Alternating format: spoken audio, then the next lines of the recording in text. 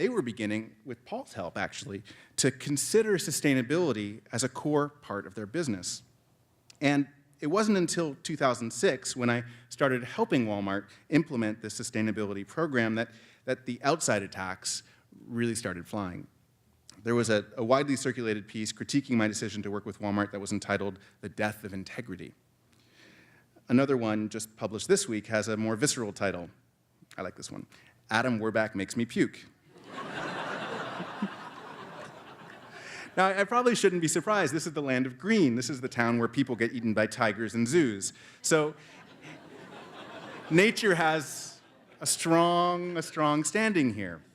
There was a blogger named Cliff Schechter who wrote a piece called "Adam Werbach, Walmart's New Fraud Salesman." He said, "What Werbach needs to realize is that Walmart is beyond improvement and, yes, beyond redemption. Those who really are forward-thinking need to stop working with this man, certainly stop paying him, and I would dare say, if you really believe in what you say you do, stop returning his phone calls. He has chosen to sell out. It doesn't mean we all have to join him in Wonderland." Now, first of all, I respect any person who uses "dare say" on a blog. And second, tonight, I'd like you to join me in Wonderland.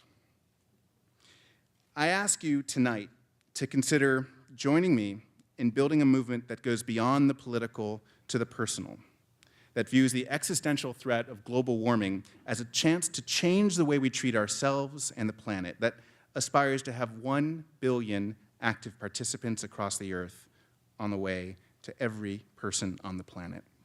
Tonight, I'll contend that we need to invest more time in making a difference through our routine activities and through, yes, the things we buy every day.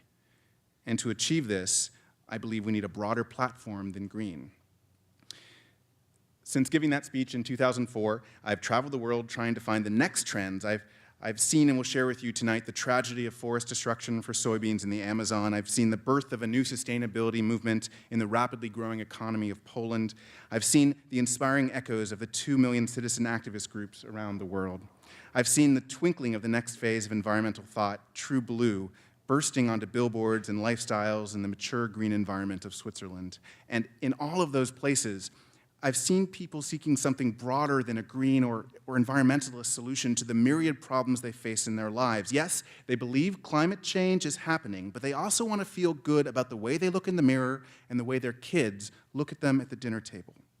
They want to be part of something larger than themselves without having to sacrifice their identity. They want joy, not guilt, and a little money in their pocket so they don't have to trade down on yet one more thing in their life. Now, building this new movement will require a commitment to the mainstream that we are unaccustomed to here in San Francisco.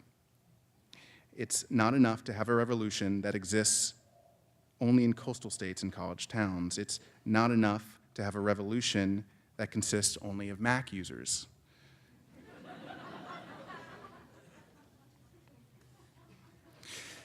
Something is happening now.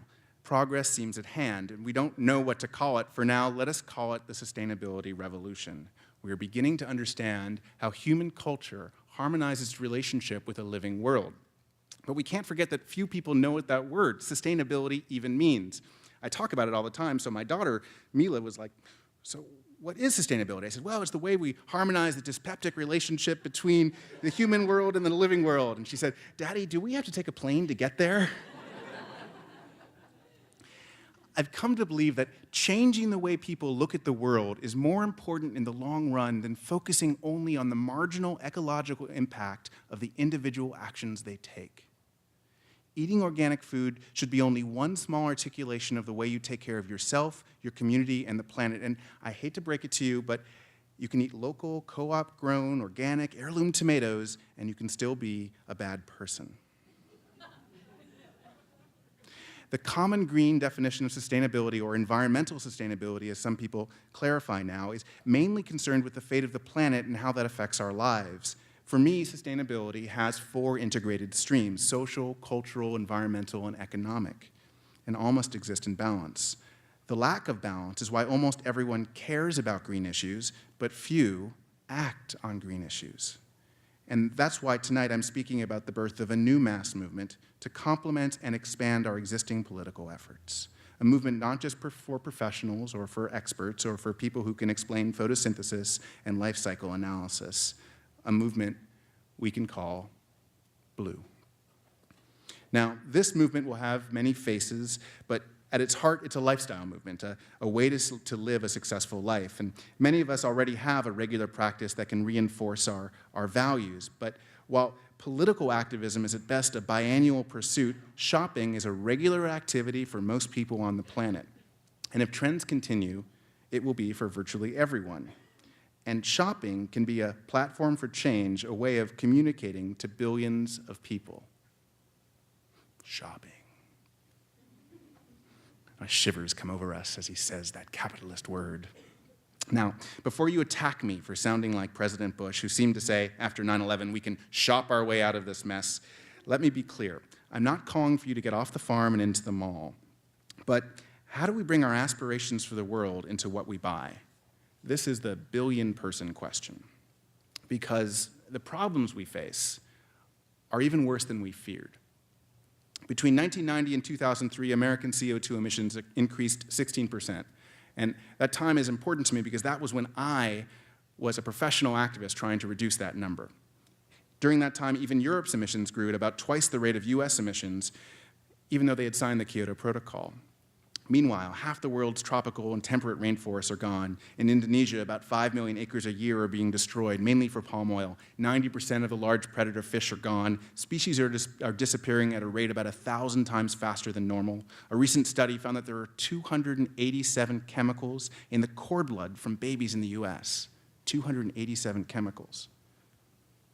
America now has 2 million people in prison and only half as many farmers. China's leading cause of death is disease by cancer. In Japan and Sweden, life expectancy is 40 years. Sorry. In Japan and Sweden, life expectancy is 80 years. And life expectancy in Botswana and Swaziland is 40 years, half the length.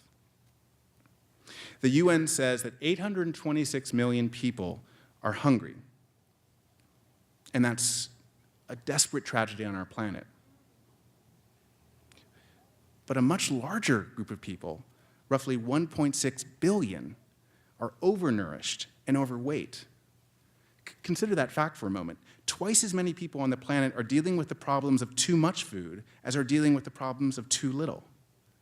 Now, we can't diminish the need to make sure that everyone has enough to eat, but today's world requires that we have a solution for people who have too much as well.